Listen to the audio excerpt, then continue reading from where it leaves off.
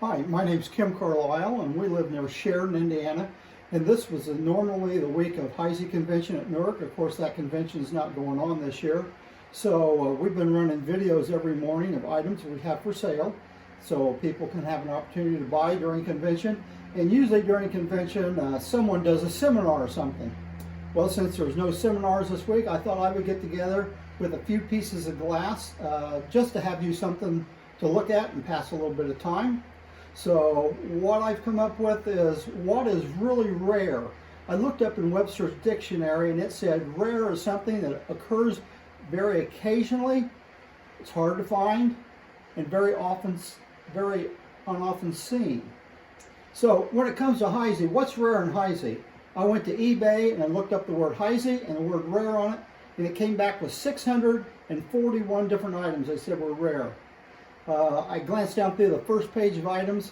Not only did I not see anything that was rare, but I saw lots of pieces that weren't even Heisey. So to most Heisey collectors, they have their own definition of the word rare as it pertains to Heisey. I like to think of a rare item as something that you only see maybe once every 5 to 10 years. Possibly some items I know you only see every 20 to 30 years because they go in a collection and they just don't ever come out. So I think it's really an overused word, but as far as Heisey goes, I guess you can call anything rare you want to. So anyway, I pulled out pieces out of my collection today that I do truly consider rare. About 3/4 of these items, it's the only example of this piece that I've ever seen before. And so I consider those pieces rare. So I want to go through these pieces and tell you what they are and the colors and why I think that particular piece is rare. The first piece we have on the table in the far right, it's a Puritan footed comport and it's in moongling. And it's a very common comport to find, but it is the only one I've ever seen in moongling color before. So I consider this a rare item, and it is not. It has bad mold marks through it. It has little shards of extra glass in them. It's not the best quality in the world. It has some black material going through it. So my guess is it was probably a second at the factory. And they may not have ever put it in production. I've never heard of another one. So I consider that piece rare.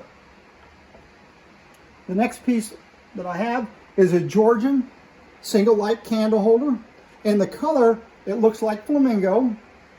However, there's been some research done on this, and back in the early 20s, they did make some pieces of Heisey in this color, but there was a notation in one of the books that said Old Rose. So I think people would probably call this Old Rose rather than flamingo.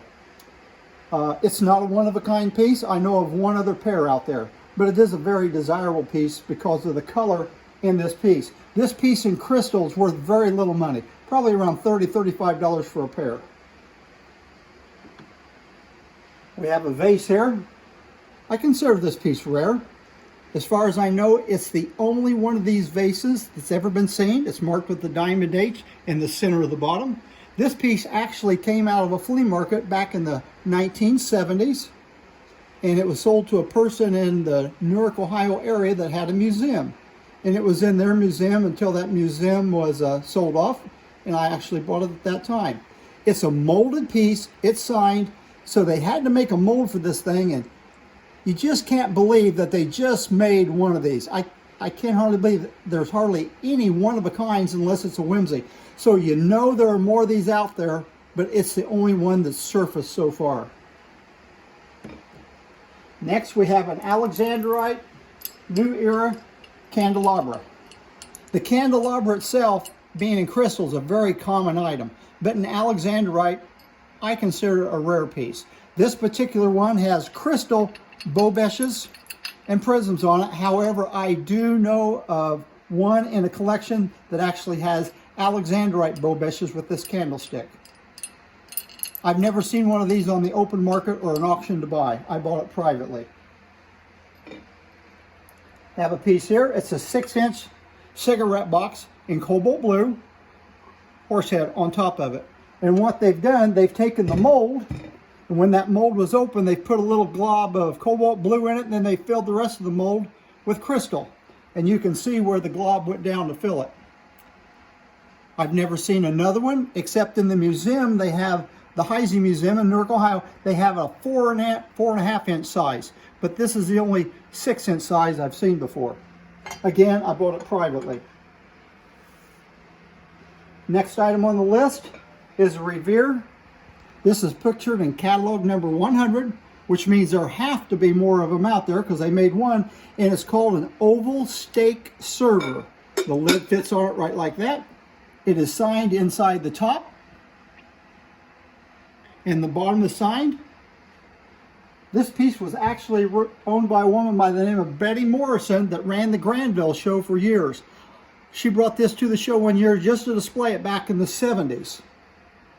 She had it all the way through about 2001 when the show closed, and she sold it. I wasn't able to buy it at the show. Another dealer bought it. He sold it to a collector, and then when that collector's collection was dispersed, I had the opportunity to buy it, so I got it there. I've seen several of the underplates, but I've never seen the top portion before. This item is a whimsy. It is a satellite or lodestar, whatever you want to call a pattern. Since it's dawn, you probably have to call it lodestar. It is in trial blue, the body, and then it has applied handles that are in dawn. And this handle, they put it on, then they just kind of squish it down. This could possibly be a one-of-a-kind piece with that handle. I have another one in the collection that has 2 handles on it, just like this. It's experimental blue, so it makes it what I consider a rare piece, signed in the middle of the bottom. If you have a sugar bowl, a creamer, I'd be interested in it. The next item, I know for a fact it's not a one-of-a-kind piece because I sold one of these a few years ago. It's a twist covered jar. We don't know if it's a cocktail shaker or if it's a covered jar. It looks just like the salt shaker made in twist pattern, except it's king size. There are threads around here. This is not the original lid, but it was on it when I bought it, signed in the middle of the bottom.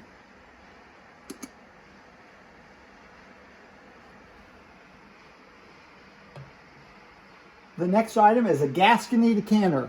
The decanter itself is a common piece. The decanter, even in cobalt blue, is a relatively common piece. It's high price, but it's common. But this particular decanter has a sportsman etch on it, which is a hunter with a dog pointing. And it's got grass going all the way around the back side. So what makes this piece rare isn't the piece itself, but it's a decoration that's put on cobalt blue. It's very unusual to see etchings or sand carvings on anything in color.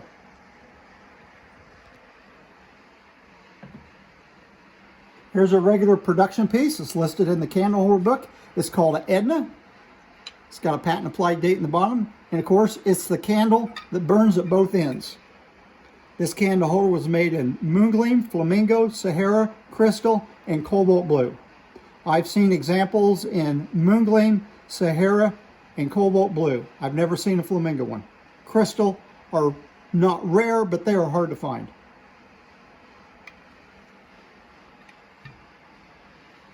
Here's a piece I've only ever seen one example of, and that's this one. It is a combination of, it's a Glenford soda, combination of a cobalt blue bowl and a flamingo foot. I've never heard of another piece of Heisey with this 2-color combination of cobalt and flamingo. But maybe after this, people will contact us, and there's lots of them out there.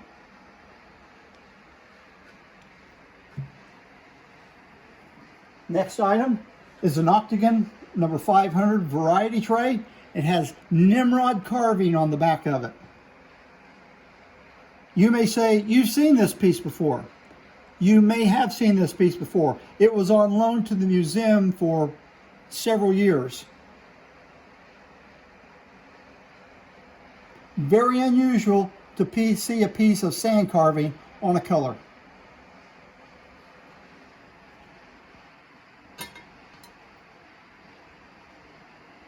This is the only one of these cruets I've ever seen. It's called cut neck. If you want to see a picture of it, it's in the etching and carving book in the front of the book. They show a picture. And of course, this has atom cutting on it.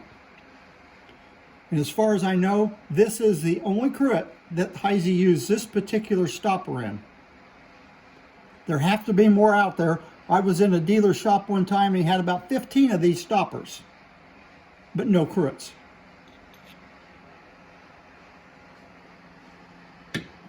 Next piece could possibly be an experimental piece. It's a Priscilla underplate and it's in black, signed in the middle. I think there's actually a mayonnaise that sits on top of this. Anything in black is considered rare. Pieces don't come out very often at all for sale. This is probably one of the favorite pieces in my collection. It's a crystal decanter, which is a very, very common decanter, but it's unusual in that it has the big bad wolf and it has the 3 little pigs on it. There's a story behind this. At one time, Heisey was big in racing horses, he's big in politics, and when Walt Disney came along, the story goes that A.H. Heisey, or one of the Heisey gentlemen, he had this set of Big Bad Wolf and 3 Little Pigs. He had a set of it made up and shipped to Walt Disney out in California as a gift. Walt Disney looked at it. He said, pack it up and send it back to Heisey. He didn't want it.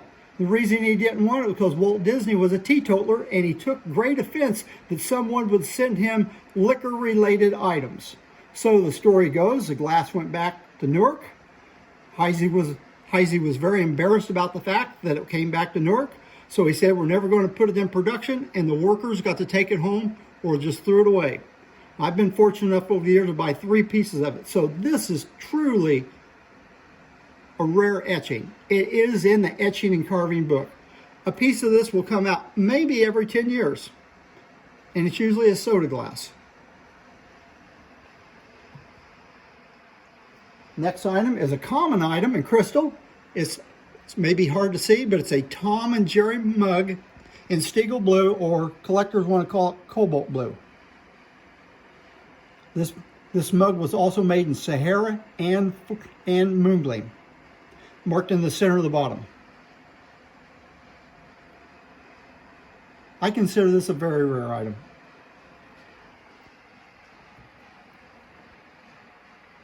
Here's another item I consider a rare item. It's the number 1000 marmalade, and it's in canary or Vaseline. This actual piece is marked right here, right to the left of my finger. This actual piece here came through Apple Tree Auction Center probably about 15 years ago. Sam Snight was the auctioneer, and he gave the story behind it, that he went into a woman's house to get some glass for the auction, and this happened to be in there. And I think they had gotten it from a garage sale for just a few dollars. It sold for more than a few dollars at the auction. As far as I know, it's the only one that's been found so far. Have 2 little salt cellars here. This one is in Fancy Loop. It's a crystal piece of glass with an amberette stain on it.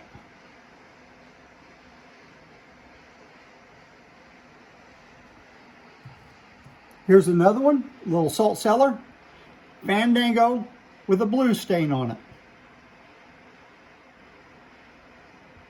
I'd like to thank a young man by the name of Bill for this one.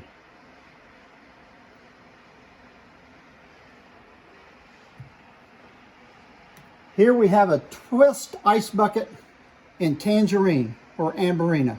You can see the yellow through the middle and then this dark edge on the outside. Striking piece. Again, it's the only one I've ever heard of, but there have to be more.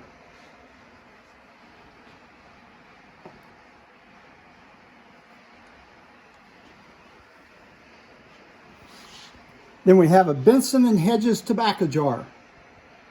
It's signed Benson and Hedges around the lid, and I think it's also signed December 30th, 1908 or something like that around it. These jars were actually made so they could put Benson Hedges tobacco in it. The lid is made on these tobacco jars, is made so it's got a funnel. So you can pour water in here. Then when you turn it upside down, the water is actually trapped on the inside, and the moisture from the water kept your tobacco fresh. Usually you see this jar in crystal. Every once in a while you'll see it in Moongleam. The limelight one's rare. I've only seen this jar come out at the apple tree auction, and this jar is sold twice in that auction.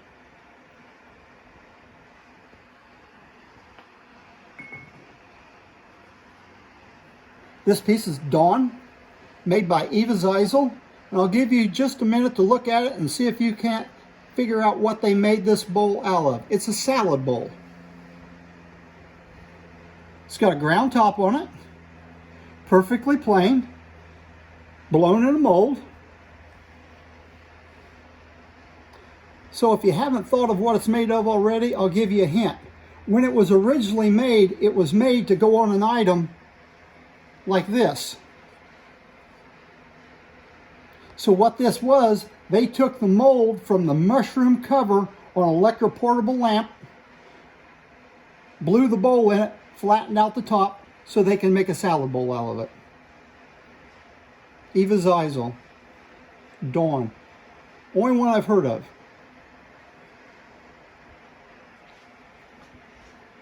And the last item I have is a mercury candle holder, which is probably the most common candle holder out there, especially in crystal, except this one is gold opalescent.